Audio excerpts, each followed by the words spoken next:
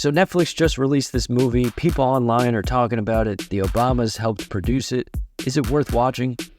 To be honest, this movie had me intrigued. I'm personally not a fan of Netflix releases. I think movies should be watched in the theaters. But when I saw this trailer, I thought I'd give it a try. Basically, Ethan Hawke and Julia Roberts go to a vacation house with their kids, and shit gets weird. They go to this beach, and this huge boat randomly crashes on the beach, and their Wi-Fi isn't working. Through multiple and, dare I say, excessive camera movements and eerie music, the beginning of this film had me on edge with its culmination of suspense. If I were to describe this movie in one sentence, it would be the epitome of a 2023 movie-going experience. There's no reliable source on what the budget was for this film, but it's been reported that Julia Roberts made $25 million, and that tells me all I need to know.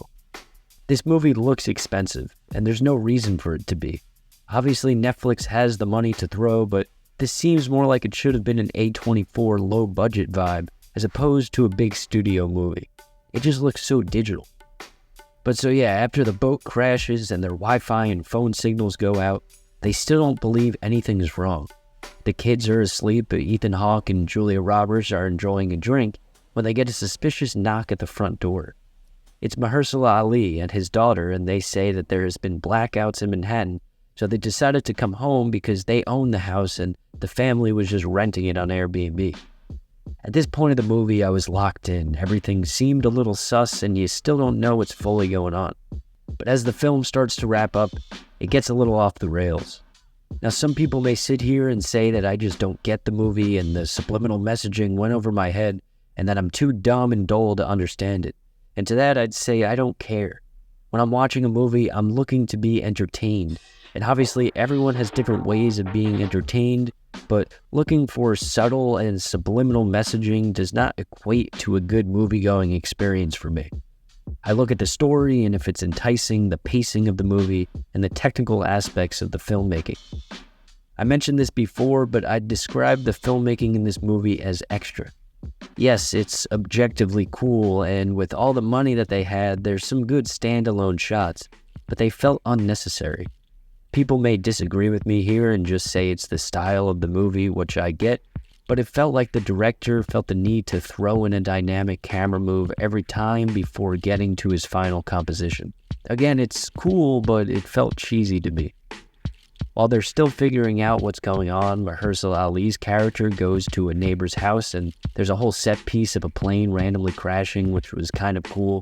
And I'd have to say his acting was probably the best part of the movie.